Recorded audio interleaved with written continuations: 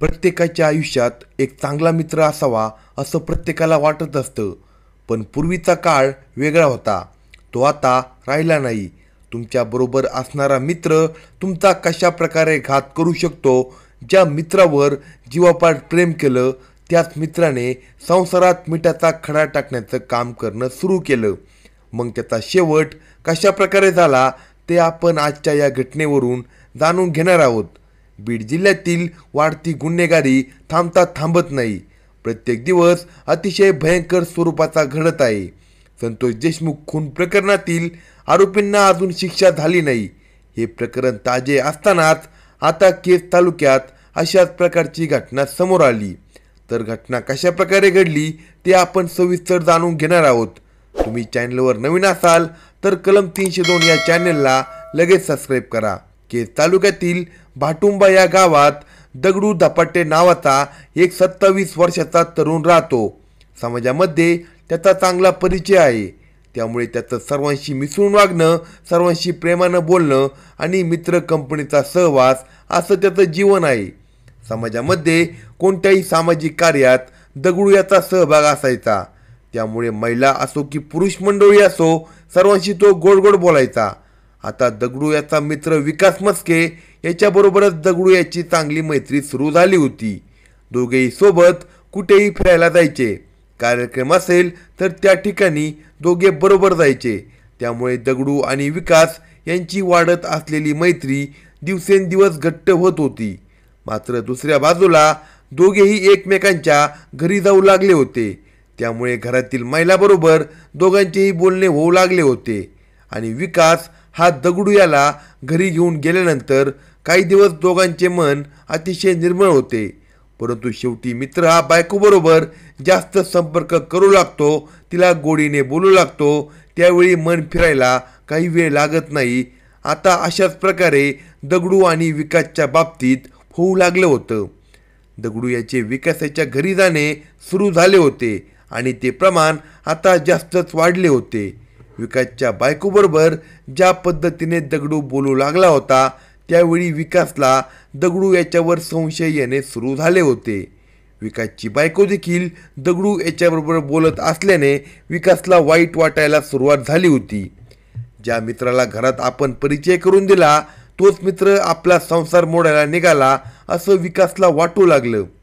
काय जसा पुढे जाऊ लागला होता तसा दगडू याचा विकासबरोबर संपर्क कमी आणि त्याच्या बायकोबरोबर जास्त संपर्क वाढू लागला होता.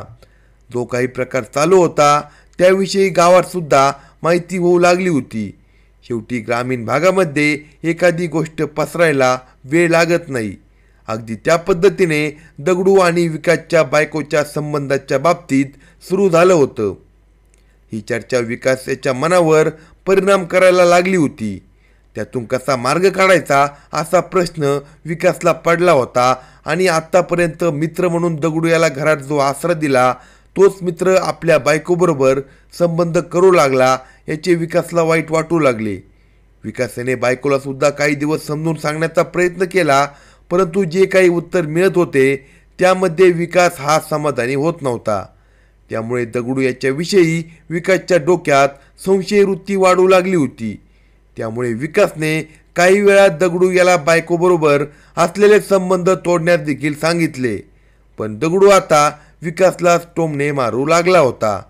जो काही विकास अपमान सहन करत होता तो आता मर्यादेच्या बाहेर जाऊ लागला होता. दगडू आणि बायकोचे जर अशाच प्रकारचे चालू राहिले तर आपल्या जीवनाला काही अर्थ राहणार नाही असं विकास याला वाटू लागलं होतं. त्यामुळे आता दगडू याचा वाटेतून काटा काढायचा असा निर्णय विकासाच्या मनात सुरू झाला. दगडू आणि विकासच्या बायकोचे अनैतिक संबंध असल्याची माहिती गावात तर झाली होती. त्यामुळे विकासाने त्याच्या भावाला देखील जे काही चालू आहे त्याविषयी कल्पना दिली आणि यातून काहीतरी मार्ग काढावा असं सांगितलं. त्यामुळे विकासच्या भावाने देखील विकासला सर्व खात्री करून घे आणि नंतरच आपण यावर काहीतरी तोडगा काढू असं सांगितलं होतं. कारण विकास हा दगडू याच्यावर फक्त संशय घेत होता. विकास आणि त्याच्या बायकोला याविषयी काही विचारलं नव्हतं. फक्त दगडू हा बायकोच्या संपर्कात आहे, त्या दोघांचे संबंध चालू आहे हे विकासच्या मनात होतं. आता जो काही संशय होता तो खरा असल्याचं विकासला वाटत होतं. त्यामुळे जी काही गोष्ट विकासच्या मनात होती त्याचा बंदोबस्त करायचा विकास याने निर्णय घेतला आणि त्यानुसार प्लॅनिंग सुरू झालं. आता सोमवार दिनांक 26 मे 2024 रोजीचा दिवस उजडला होता. केज तालुक्यातील भाटुंबा येथील दगडू धपाटे हा सायंकाळी 4:30 वाजण्याच्या सुमारास मित्र सचिन करपे याच्याबरोबर 2 व्हीलरवर जात होता.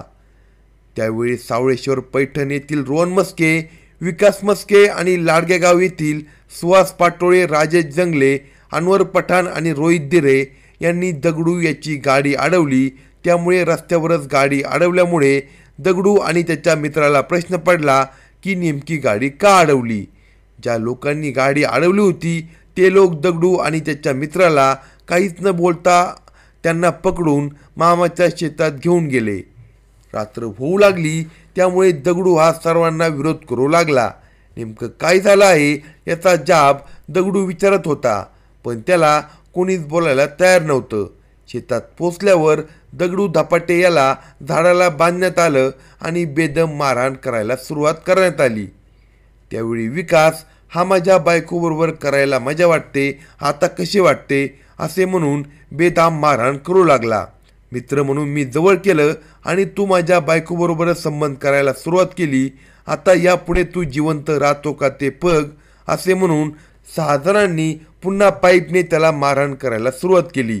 दगडू याच्याबरोबर त्याचा मित्र सचिन होता. त्याला देखील थोड्या प्रमाणात मारहाण करण्यात आली. ज्या पद्धतीने दगडू याला मारत होते ते पाहून सचिन सोडवा सोडवा अशी विनंती करत होता, मात्र कुणीही त्याचं ऐकलं नाही. रात्र झाली तेव्हा दगडू सचिन याला औरंगापूर शिवारातील पावनधाम मंदिर परिसरात रस्त्याच्या कडेला फेकून देण्यात आलं. रस्त्यावर फेकून दिल्यानंतर मारेकऱ्यांमधील एकाने दगडू याच्या भावाला फोन केला. तुझ्या भावाला या ठिकाणी मारून टाकलं आहे, त्याला उचलून घेऊन जा असे म्हणताच दगडू याचा भाऊ सिद्धेश्वर धपाटे हा घटनास्थळाकडे रवाना झाला.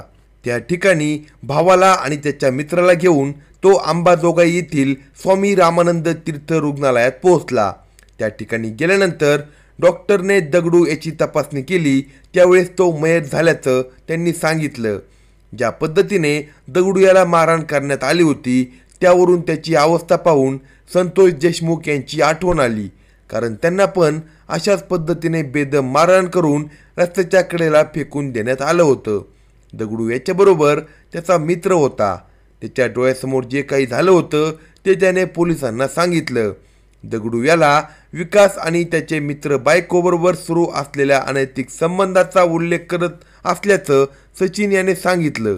सध्या सचिन करपे याच्यावर स्वामी रामानंद तीर्थ रुग्णालयात उपचार सुरू आहे.